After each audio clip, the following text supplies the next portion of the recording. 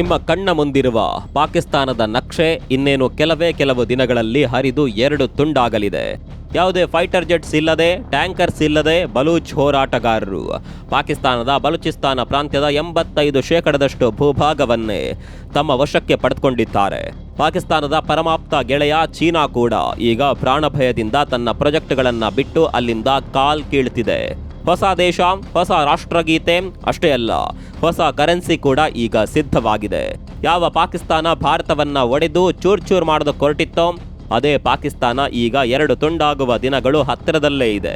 ಹಾಗಂತ ಯಾರೋ ಹೊರಗಿನವರು ಬಂದು ಪಾಕಿಸ್ತಾನವನ್ನ ಒಡೆಯುತ್ತಿಲ್ಲ. ಪಾಕಿಸ್ತಾನದ ಆಂತರಿಕ ಯುದ್ಧವೇ ಪಾಕ್ನ ಇಂದಿನ ಸ್ಥಿತಿಗೆ ಕಾರಣ. ಅಷ್ಟಕ್ಕೂ ಪಾಕಿಸ್ತಾನದ ಎದೆಯೊಳಗೆ ನಡೆಯುತ್ತಿರುವ ಆಂತರಿಕ ಸಂಘರ್ಷವಾದ್ರೂ ಏನು? ಬಲೂಚಿಸ್ತಾನ ಹೊಸ ದೇಶವಾಗುತ್ತಾ? ಸದ್ಯ ಅಲ್ಲಿ ಏನಾಗ್ತಿದೆ ಎಲ್ಲವನ್ನ ತೋರಿಸ್ತೀವಿ. ಸ್ನೇಹಿತರೆ ನಮಸ್ಕಾರ, ಚರಿತ್ರೆಯ ಮತ್ತೊಂದು ವಿಡಿಯೋಗೆ ನಿಮಗೆಲ್ಲ ಪ್ರೀತಿಯ ಸ್ವಾಗತ.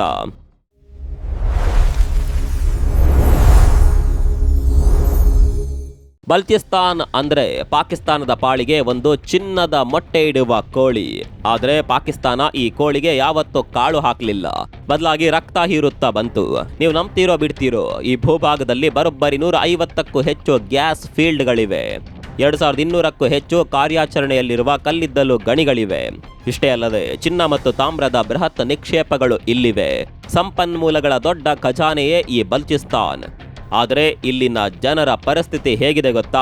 ಕಣ್ಣೀರು, ಕೇವಲ ಕಣ್ಣೀರು. ಪಾಕಿಸ್ತಾನ ಸರ್ಕಾರ ಮತ್ತು ಮಿಲಿಟರಿ ಈ ಸಂಪನ್ಮೂಲಗಳನ್ನ ದೋಚುತ್ತಾ ಬಂತು. ಚೀನಾದ ಜೊತೆ ಸೇರ್ಕೊಂಡು ಇಲ್ಲಿ ದೊಡ್ಡ ದೊಡ್ಡ ಪ್ರಾಜೆಕ್ಟ್ಗಳನ್ನ ಶುರು ಮಾಡ್ತು. ಆದರೆ ಬಲೂಚ್ ಜನರಿಗೆ ಸಿಕ್ಕಿದ್ದು ಮಾತ್ರ ಗುಂಡೇಟು, ದೌರ್ಜನ್ಯ ಮತ್ತು ಬಡತನ. ಈ ದಬ್ಬಾಳಿಕೆ ಮಿತಿ ಮೀರಿದಾಗ ಹುಟ್ಕೊಂಡಿದ್ದೇ ಒಂದು ಬೃಹತ್ ಆಕ್ರೋಶ. ಅದೇ ಈ ರಿಪಬ್ಲಿಕ್ ಆಫ್ ಬಲೂಚಿಸ್ತಾನ್ ಕ್ರಾಂತಿ. ಸ್ನೇಹಿತರೆ, ಬಲೂಚ್ ಹೋರಾಟಗಾರರು ಸುಮ್ಮನೆ ಗಾಳಿಯಲ್ಲಿ ಗುಂಡು ಹಾರಿಸ್ತಾ ಇಲ್ಲ. ಇವರ ಪ್ರಭಾವ ಎಷ್ಟಿದೆ ಅಂದ್ರೆ ಚೀನಾದಂತಹ ಬಲಿಷ್ಠ ದೇಶ ಕೂಡ ಈಗ ಹೆದರಿ ನಡಕ್ತಾ ಇದೆ. ಬಲೂಚಿಸ್ತಾನದಲ್ಲಿ ಭದ್ರತೆ ಇಲ್ಲದ ಕಾರಣ ಚೀನಾ ಮೂಲದ ಕಂಪನಿಗಳು ತಮ್ಮ ತಾಮ್ರದ ಗಣಿಗಾರಿಕೆ ಮತ್ತು ಇತರೆ ಎಲ್ಲ ಪ್ರಾಜೆಕ್ಟ್ಗಳನ್ನು ಬಂದ್ ಮಾಡುವ ಎಚ್ಚರಿಕೆ ನೀಡಿವೆ.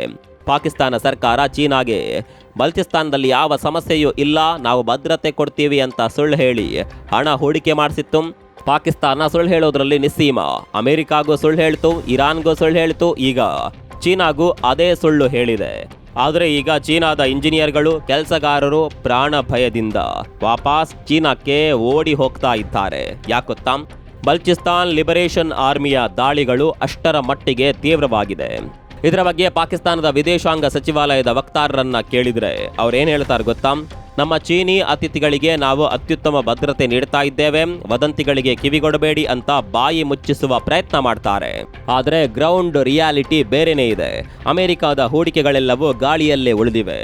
ಯಾವೊಬ್ಬ ದೊಡ್ಡ ಇನ್ವೆಸ್ಟರ್ ಕೂಡ ಬಲೂಚಿಸ್ತಾನದ ಕಡೆ ತಲೆ ಹಾಕಿ ಕೂಡ ಮಲಗ್ತಾ ಇಲ್ಲ. ಈಗ ನಾವು ಹೇಳೋದಕ್ಕೆ ಹೊರಟಿರುವ ವಿಷಯ ಕೇಳಿದ್ರೆ ನೀವು ನಿಜಕ್ಕೂ ಶಾಕ್ ಆಗ್ತೀರಿ. ಬಲೂಚಿಸ್ತಾನ್ ಕೇವಲ ಹೋರಾಟ ಮಾಡ್ತಾ ಇಲ್ಲ, ಅವರು ಒಂದು ಹೊಸ ದೇಶ ಕಟ್ಟಲು ಸಕಲ ಸಿದ್ಧತೆ ಮಾಡಿಕೊಂಡಿದ್ದಾರೆ. ಹೇಗೆ ಅಂತೀರಾ? ಬಲೂಚಿಸ್ತಾನ್ ಈಗಾಗಲೇ ತನ್ನದೇ ಆದ ರಾಷ್ಟ್ರಗೀತೆಯನ್ನ ಅಳವಡಿಸಿಕೊಂಡಿದೆ, ತನ್ನದೇ ಆದ ರಾಷ್ಟ್ರ ಧ್ವಜವನ್ನ ಪರಿಚಯಿಸಿದೆ. ಅದಕ್ಕಿಂತಲೂ ದೊಡ್ಡ ಶಾಕಿಂಗ್ ನ್ಯೂಸ್ ಅಂದ್ರೆ ತನ್ನದೇ ಆದ ಕರೆನ್ಸಿಯನ್ನ ಕೂಡ ಘೋಷಣೆ ಮಾಡಿದೆ. ಅದರ ಹೆಸರು ಬಲೂಚಿ ಫಲೂಸ್. ಹೌದು ಸ್ನೇಹಿತರೆ, ಬಲೂಚಿ ಫಲೂಸ್. ನಿಮ್ಗೆ ಈಗ ಅನ್ಸಬಹುದು ಇವರ ಹತ್ರ ಸೆಂಟ್ರಲ್ ಬ್ಯಾಂಕ್ ಎಲ್ಲಿದೆ, ಈ ನೋಟು ಎಲ್ಲಿದೆ ಅಂತ. ಒಂದು ಕ್ಷಣ 1971ರ ಇತಿಹಾಸವನ್ನ ನೆನಪು ಮಾಡ್ಕೊಳ್ಳಿ. ಬಾಂಗ್ಲಾದೇಶ ಹುಟ್ಟುವ ಮುನ್ನ ಕೂಡ ಅಲ್ಲಿನ ಸ್ವತಂತ್ರ ಹೋರಾಟಗಾರರು ತಮ್ಮ ಕರೆನ್ಸಿ ಟಾಕಾ ಇರುತ್ತೆ ಅಂತ ಘೋಷಣೆ ಮಾಡಿದ್ರು. ಆಗ್ಲೂ ಜನ ನಕ್ಕಿದ್ದರು. ಆದರೆ ಇಂದು ಏನಾಗಿದೆ? ಬಾಂಗ್ಲಾದೇಶ ಒಂದು ಪ್ರತ್ಯೇಕ ದೇಶ, ಟಾಕಾ ಅವರ ಅಧಿಕೃತ ಕರೆನ್ಸಿ. ಇದೇ ಇತಿಹಾಸ ಈಗ ಬಲೂಚಿಸ್ತಾನದಲ್ಲಿ ಮರುಕಳಿಸ್ತಾ ಇದೆ. ಬಲೂಚಿಸ್ತಾನ್ ಹೋರಾಟಗಾರರು ಯಾಕೆ ಇಷ್ಟೊಂದು ಕಷ್ಟಪಟ್ಟು ತಮ್ಮದೇ ಆದ ಕರೆನ್ಸಿ, ತಮ್ಮದೇ ಆದ ವ್ಯವಸ್ಥೆಯನ್ನ ತರ್ತಾ ಇದ್ದಾರೆ ಗೊತ್ತಾ? ಒಂದು ವೇಳೆ ನಾಳೆ ರಿಪಬ್ಲಿಕ್ ಆಫ್ ಬಲೂಚಿಸ್ತಾನ್ಗೆ ಅಂತಾರಾಷ್ಟ್ರೀಯ ಮಾನ್ಯತೆ ಸಿಕ್ಕರೆ ಅದು ಆ ಇಡೀ ಪ್ರಾಂತ್ಯದ ಅತ್ಯಂತ ಶ್ರೀಮಂತ ದೇಶವಾಗಿ ಹೊರಹೊಮ್ಮಲಿದೆ. ಇಲ್ಲಿನ ಜನಸಂಖ್ಯೆ ತುಂಬಾ ಕಡಿಮೆ ಇದೆ, ಆದರೆ ನೈಸರ್ಗಿಕ ಸಂಪನ್ಮೂಲಗಳ ದೊಡ್ಡ ಖಜಾನೆಯೇ ಇಲ್ಲಿದೆ. ಒಂದು ವೇಳೆ ನಿಜಕ್ಕೂ ಇಲ್ಲಿ ಒಂದು ಒಳ್ಳೆಯ ಸರ್ಕಾರ ಬಂದು ಈ ಸಂಪನ್ಮೂಲಗಳನ್ನೆಲ್ಲ ಕೇವಲ ಜನರ ಕಲ್ಯಾಣಕ್ಕಾಗಿ ಬಳಸಿದ್ದೇ ಆದಲ್ಲಿ ಊಹಿಸಿಕೊಳ್ಳಿ, ಈ ಬಲೂಚಿಸ್ತಾನ್ ಜಗತ್ತಿನ ಅತಿ ಸುಂದರ ಹಾಗೂ ಅಭಿವೃದ್ಧಿ ಹೊಂದಿದ ದೇಶವಾಗಿ ಬೆಳೆಯೋದ್ರಲ್ಲಿ ಯಾವುದೇ ಅನುಮಾನವಿಲ್ಲ. ಇಷ್ಟೆಲ್ಲ ಆದಮೇಲೆ ನಿಮ್ಮ ಮನಸ್ಸಿನಲ್ಲಿ ಮತ್ತೊಂದು ಪ್ರಶ್ನೆ ಮೂಡಿರಬಹುದು, ಯಾಕೆ ಬಲೂಚ್ ಜನರಿಗೆ ಪಾಕಿಸ್ತಾನದ ಮೇಲೆ ಇಷ್ಟೊಂದು ಕೋಪ? ಇದಕ್ಕುತ್ತರ ಪಾಕಿಸ್ತಾನದ ಮಿಲಿಟರಿ ಮಾಡಿರುವ ಕ್ರೌರ್ಯ. ಇತ್ತೀಚೆಗೆ ಇಬ್ಬರು ಮುಗ್ಧ ಅಣ್ಣ ತಮ್ಮಂದಿರನ್ನ ಪಾಕಿಸ್ತಾನದ ಸೇನೆ ಬಂಧಿಸಿತ್ತು. ಅವರ ಮೇಲೆ ಇವರು ಬಂಡುಕೋರರು ಅಂತ ಸುಳ್ಳು ಆರೋಪ ಹೊರಿಸಿ ಕಸ್ಟಡಿಯಲ್ಲಿ ಇಟ್ಕೊಂಡ್ರು. ಆದರೆ ಸತ್ಯ ಏನಂದ್ರೆ ಆ ಇಬ್ಬರು ಯುವಕರಿಗೂ ಯಾವುದೇ ಮಿಲಿಟೆಂಟ್ ಸಂಘಟನೆಗೂ ಸಂಬಂಧವೇ ಇರಲಿಲ್ಲ. ಆದರೂ ಪಾಕಿಸ್ತಾನದ ಸೇನೆ ಅವರನ್ನ ಜೈಲಿನಲ್ಲೇ ಚಿತ್ರಹಿಂಸೆ ನೀಡಿ ಜೀವ ತೆಗೆದೇ ಬಿಡ್ತು. ಪಾಕಿಸ್ತಾನ ಸರ್ಕಾರ ಇದಕ್ಕೆ ಯಾವುದೇ ಸ್ಪಷ್ಟನೆಯನ್ನ ಕೂಡ ಕೊಡಲಿಲ್ಲ. ಇದು ಕೇವಲ ಒಂದು ಉದಾಹರಣೆ ಮಾತ್ರ. ಹೀಗೆ ಸಾವಿರಾರು ಮುಗ್ಧ ಬಲೂಚ್ ಯುವಕರ ಕಥೆಯನ್ನ ಪಾಕಿಸ್ತಾನ ಈಗಾಗಲೇ ಮುಗಿಸಿದೆ. ತನ್ನದೇ ದೇಶದ ನಾಗರಿಕರನ್ನ ನಾಯಿಗಳಿಗಿಂತ ಕಡೆಯಾಗಿ ನಡೆಸಿಕೊಳ್ಳುವ ಪಾಕಿಸ್ತಾನವನ್ನ ಬಲೂಚ್ ಜನ ಯಾಕೆ ಕ್ಷಮಿಸ್ತಾರೆ? ಈ ಜನರಲ್ಲಿರುವ ಕೋಪ ಎಷ್ಟಿದೆ ಅಂದರೆ 1971ರಲ್ಲಿ ಪೂರ್ವ ಪಾಕಿಸ್ತಾನದಲ್ಲಿ ಮುಕ್ತಿ ವಾಹಿನಿಯ ಯೋಧರು ಹೇಗೆ ಪಾಕಿಸ್ತಾನಿ ಸೈನಿಕರನ್ನ ಕೊಚ್ಚಿ ಹಾಕಲು ಮುಂದಾಗಿದ್ರು, ಅದೇ ರೀತಿಯ ದ್ವೇಷ ಈಗ ಬಲ್ಚಿಸ್ತಾನದಲ್ಲಿ ಭುಗಿಲೆದ್ದಿದೆ. ಹಾಗಾದರೆ ಮುಂದೇನಾಗುತ್ತೆ? ಬಲೂಚ್ ಹೋರಾಟಗಾರರ ಪ್ರಕಾರ ಅವರ ಹತ್ರ ಈಗ ಯುದ್ಧ ವಿಮಾನಗಳಿಲ್ಲ, ಟ್ಯಾಂಕರ್ಗಳಿಲ್ಲ, ಮಿಸೈಲ್ಗಳಿಲ್ಲ. ಆದರೆ ಭೂಮಿಯ ಮೇಲಿನ ಕಂಟ್ರೋಲ್ ಅವರದ್ದೇ ಆಗಿದೆ. ಅವರ ಲೆಕ್ಕಾಚಾರದ ಪ್ರಕಾರ ಬಲ್ಚಿಸ್ತಾನ್ ಮಿಲಿಟರಿ, ನೌಕಾಪಡೆ, ವಾಯುಪಡೆ ಮತ್ತು ಸಿವಿಲ್ ಅಡ್ಮಿನಿಸ್ಟ್ರೇಷನ್ ಸೇರಿದಂತೆ ಬರೋಬ್ಬರಿ 5 ಲಕ್ಷ ಜನರ ಒಂದು ಬೃಹತ್ ಪಡೆ ತಯಾರಾಗ್ತಾ ಇದೆ. ಇವರ ಗುರಿ ಒಂದೇ, 2026ರ ಅಂತ್ಯದ ವೇಳೆಗೆ ಪಾಕಿಸ್ತಾನಿ ಸೇನೆಯನ್ನ ಬಲ್ಚಿಸ್ತಾನದಿಂದ ಸಂಪೂರ್ಣವಾಗಿ ಒದ್ದೋಡಿಸುವುದು.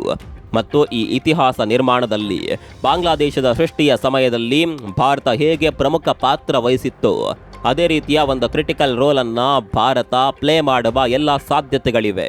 ಸ್ನೇಹಿತರೆ, ಪಾಕಿಸ್ತಾನ ದಿನೇ ದಿನೇ ತನ್ನ ಭೂಭಾಗವನ್ನ ಕಳೆದುಕೊಳ್ಳುತ್ತಿದೆ. ಬಲೂಚ್ ಹೋರಾಟಗಾರರು ಈಗಾಗಲೇ 85% ಕಂಟ್ರೋಲ್ ಪಡೆದಿದ್ದೀವಿ ಅಂತ ಎದೆಯುಬ್ಬಿಸಿ ಹೇಳ್ತಾ ಇದ್ದಾರೆ.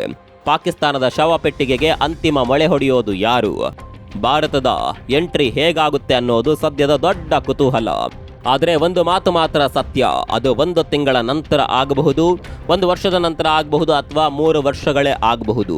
ಆದರೆ ದಿ ರಿಪಬ್ಲಿಕ್ ಆಫ್ ಬಲ್ಚಿಸ್ತಾನ್ ಅನ್ನುವ ಹೊಸ ದೇಶ ಈ ನಕ್ಷೆಯಲ್ಲಿ ಹುಟ್ಕೊಳ್ಳೋದು ಮಾತ್ರ ಖಚಿತ.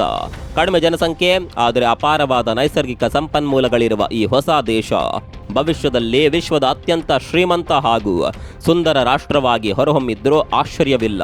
ಸ್ನೇಹಿತರೆ, ಪಾಕಿಸ್ತಾನದ ಕಳ್ಳಾಟ ಬರೀ ಒಳಗೊಳಗೆ ಮಾತ್ರ ನಡೀತಾ ಇಲ್ಲ, ಅಂತಾರಾಷ್ಟ್ರೀಯ ಮಟ್ಟದಲ್ಲೂ ಅದೆಷ್ಟು ಸುಳ್ಳು ಹೇಳುತ್ತೆ ಅಂದರೆ ನಿಮಗೆ ನಗು ಬರುತ್ತೆ. ಬಲ್ಚಿಸ್ತಾನದಲ್ಲಿ ಚೀನಾದ ಪ್ರಾಜೆಕ್ಟ್ಗಳು ನಿಂತು ಹೋಗ್ತಾ ಇವೆ, ಚೀನಿಯರು ವಾಪಸ್ ಹೋಗ್ತಿದ್ದಾರೆ ಅಂತ ಪ್ರಪಂಚಕ್ಕೆ ಗೊತ್ತಾಗಿದೆ. ಈ ಬಗ್ಗೆ ಪಾಕಿಸ್ತಾನದ ವಿದೇಶಾಂಗ ಸಚಿವಾಲಯದ ವಕ್ತಾರರನ್ನ ಮಾಧ್ಯಮದವರು ನೇರವಾಗಿ ಪ್ರಶ್ನಿಸಿದಾಗ ಅವರು ಕೊಟ್ಟ ಉತ್ತರ ಎಂಥದ್ದಾಗಿತ್ತು ಗೊತ್ತಾ? ಅವರು ಏನೇನೋ ಸಬೂಬು ಹೇಳ್ತಾ ಈ ರೀತಿಯ ಸುಳ್ಳು ಸುದ್ದಿಗಳ ಬಗ್ಗೆ ನಾವು ಪ್ರತಿಕ್ರಿಯೆ ನೀಡುವ ಅಗತ್ಯವಿಲ್ಲ. ನಮ್ಮ ಚೀನಿ ಅತಿಥಿಗಳಿಗೆ ಮತ್ತು ಕೆಲಸಗಾರರಿಗೆ ನಾವು ಅತ್ಯುನ್ನತ ಭದ್ರತೆಯನ್ನು ಗ್ಯಾರಂಟಿಯಾಗಿ ಕೊಡ್ತಾ ಇದ್ದೇವೆ ಅಂತ ಯಾವುದೇ ನಾಚಿಕೆ ಇಲ್ಲದೆ ಸುಳ್ಳು ಹೇಳ್ತಾರೆ. ಆದರೆ ಗ್ರೌಂಡ್ ರಿಯಾಲಿಟಿ ಏನಂದರೆ ಪಾಕಿಸ್ತಾನ ನೀಡುವ ಭದ್ರತೆ ಕೇವಲ ಕಾಗದದ ಮೇಲಷ್ಟೇ ಇದೆ. ಬಲ್ಚಿಸ್ತಾನ್ ಲಿಬರೇಷನ್ ಆರ್ಮಿಯ ಭಯದಿಂದ ಯಾವೊಬ್ಬ ಚೀನಿ ವರ್ಕರ್ ಕೂಡ ಆ ಅಪಾಯಕಾರಿ ವಾತಾವರಣದಲ್ಲಿ ಕೆಲಸ ಮಾಡಲು ಸಿದ್ಧನಿಲ್ಲ. ಅವರೆಲ್ಲ ಪ್ರಾಣ ಉಳಿಸ್ಕೊಂಡ್ರೆ ಸಾಕು ಅಂತ ಚೀನಾಗೆ ಓಡಿ ಹೋಗ್ತಿದ್ದಾರೆ. ಪಾಕಿಸ್ತಾನದ ಈ ಪರಿಸ್ಥಿತಿಯ ಬಗ್ಗೆ ನಿಮ್ಮ ಅಭಿಪ್ರಾಯವೇನು? 2026ರ ಒಳಗೆ ಬಲ್ಚಿಸ್ತಾನ್ ಸ್ವತಂತ್ರ ದೇಶ ಆಗುತ್ತೆ ಅಂತ ನಿಮ್ಗೆ ಅನ್ಸುತ್ತಾ? ದಯವಿಟ್ಟು ಕೆಳಗೆ ಕಾಮೆಂಟ್ ಮಾಡಿ ತಿಳಿಸಿ. ಮತ್ತೊಂದು ವಿಡಿಯೋದಲ್ಲಿ ಸಿಗೋಣ. ಅಲ್ಲಿವರೆಗೂ ನಮಸ್ಕಾರ.